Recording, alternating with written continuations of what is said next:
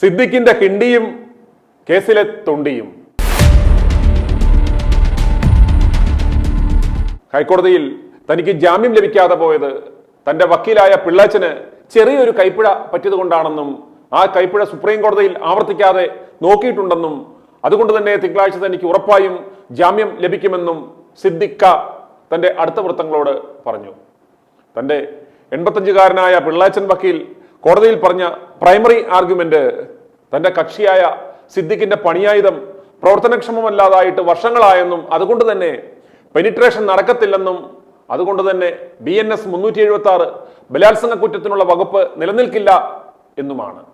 എന്നാൽ പിള്ളാച്ച ബലാത്സംഗത്തിന്റെ പരിധിയിൽ വരണമെങ്കിൽ കിണ്ടി ഉപയോഗിച്ച് തന്നെ കിളക്കേണ്ടതില്ലെന്നും സ്ത്രീയുടെ സമ്മതമില്ലാതെ അവളുടെ മുന്നിൽ വെച്ച് നഗ്നത വെളിവാക്കി സ്ഖലനം സംഭവിച്ചു കഴിഞ്ഞാൽ തന്നെയും അത് ബലാത്സംഗത്തിന്റെ പരിധിയിൽ വരുമെന്നും ജഡ്ജി പിള്ളാച്ചന് പറഞ്ഞു കൊടുത്തു.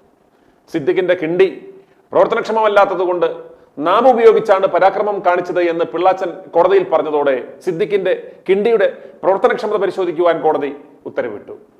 ഇനി നാക്കിന്റെയും അറ്റം മുറിക്കുവാൻ കോടതി ഉത്തരവിടുമോ എന്നറിയില്ല. ഇനി സിദ്ദിഖ് തന്റെ കിണ്ടിയുടെ പ്രവർത്തനക്ഷമത പരിശോധിക്കുവാൻ കിണ്ടിയും പൊതിഞ്ഞു കെട്ടി പോകേണ്ടി വരും. അമ്മയുടെ മാപ്പിളയുടെ കിണ്ടി വർഷങ്ങളായി പ്രവർത്തനക്ഷമമല്ലായിരുന്നു എന്നത് അമ്മയുടെ ചാർച്ചക്കാർ വളരെ ഞെട്ടലോടെയാണ് കേട്ടത്. ഫ്യൂസ് അടിച്ചു പോയിട്ടും ഇതാണ് ലവന്റെ അവസ്ഥയെങ്കിൽ ആയ കാലത്ത് ഇവൻ എന്തായിരുന്നു എന്നാണ് അവർ ചോദിക്കുന്നത്. ഈ പിള്ളച്ചൻ കാരണം എല്ലാ നാട്ടുകാരറിഞ്ഞു എന്നാണ് സിദ്ദിഖായുടെ വിഷമം.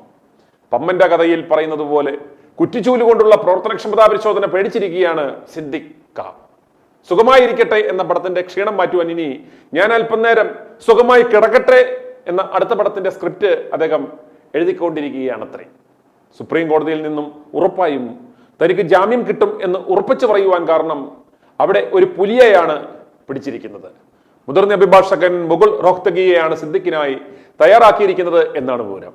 റോഹ്തഗി കോടതിയുടെ മുന്നിൽ പ്രധാനമായും ആർഗ്യൂ ചെയ്യുന്ന പോയിന്റുകൾ ഇനി പറയുന്നവയാണ്. തന്റെ കക്ഷിയായ സിദ്ദിഖിനെ പോലീസ് അറസ്റ്റ് ചെയ്ത് കസ്റ്റഡിയിൽ സൂക്ഷിച്ച് സത്യം തെളിയിക്കേണ്ടുന്ന ആവശ്യമില്ല.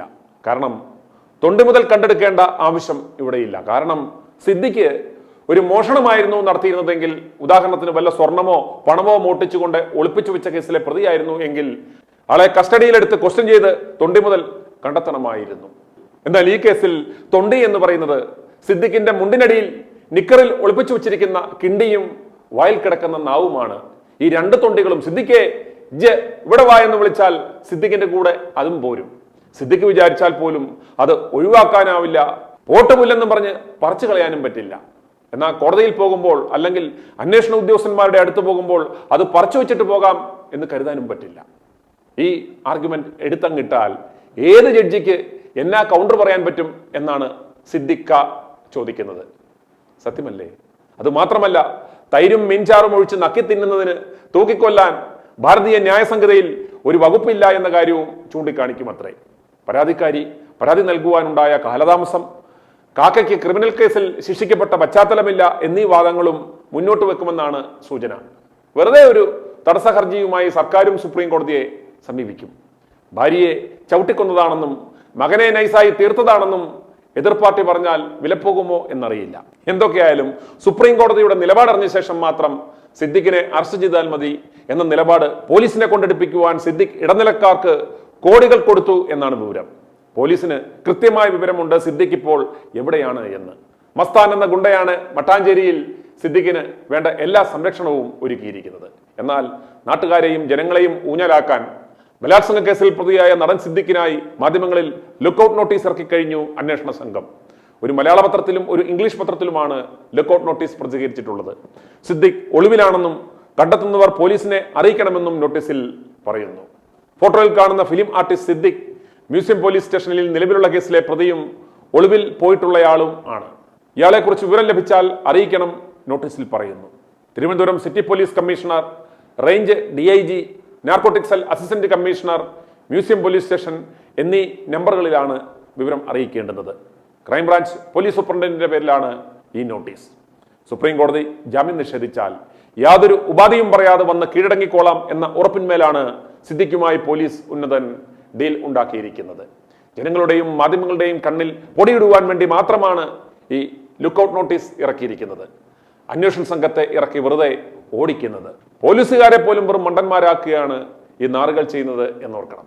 സിദ്ദിഖിന്റെ ലൊക്കേഷൻ കണ്ടെത്തി അറസ്റ്റ് ചെയ്യുവാനായിരുന്നുവെങ്കിൽ കഴിഞ്ഞ 48 മണിക്കൂറിനുള്ളിൽ തന്നെ പോലീസിന് അതിന് അവസരമുണ്ടായിരുന്നു. സംസ്ഥാന പോലീസിന്റെ ഇപ്പോഴത്തെ സാങ്കേതിക സൗകര്യങ്ങൾ ഉപയോഗിച്ചാൽ നിസ്സാരമായി ചെയ്യാവുന്ന കാര്യത്തിന് പോലും തുനിയാത്തത് സിദ്ദിഖിന്റെ ഏജന്റുമാരുടെ കയ്യിൽ നിന്നും കോടികൾ വാങ്ങിയിട്ടാണ് എന്നുറപ്പാണ്. ബുധനാഴ്ച സിദ്ദിഖ് ഫോൺ സ്വിച്ച് ഓൺ ചെയ്തത് പോലീസ് നിർദ്ദേശം അനുസരിച്ച് തന്നെയാണ്. കാരണം കോടതിയിൽ പറയുമ്പോൾ ഫോൺ പോലും ഓഫാക്കിയിട്ടില്ല. ലൊക്കേഷൻ പരിശോധിക്കുക, കൊച്ചു വീട്ടിതുവരെ പോയിട്ടില്ല. അതുകൊണ്ട് തന്നെ എന്റെ കക്ഷി ഏത് നിമിഷവും ആവശ്യപ്പെട്ടാൽ അന്വേഷണ ഉദ്യോഗസ്ഥന്റെയോ കോടതിയുടെയോ മുന്നിൽ ഹാജരാകും എന്ന് പറയാൻ വേണ്ടി മാത്രം. പിന്നെ ഞാൻ മുൻപേ പറഞ്ഞ ആ ലോ പോയിന്റ്, ആ തൊണ്ടി വേറെ ഒരിടത്തും ഒളിപ്പിക്കുവാൻ വയ്യാത്ത തൊണ്ടിയാണ്. മുണ്ടിനടിയിലുള്ള ആ കിണ്ടിയാണ്. Note the point your honour, note the point.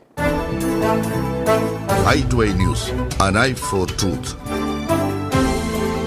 i2i News subscribe ചെയ്തിട്ടില്ലാത്തവർ ഇപ്പോൾ തന്നെ സബ്സ്ക്രൈബ് ചെയ്യുക. നോട്ടിഫിക്കേഷൻ ലഭിക്കുവാൻ ബെൽ ബട്ടണും അമർത്തുക.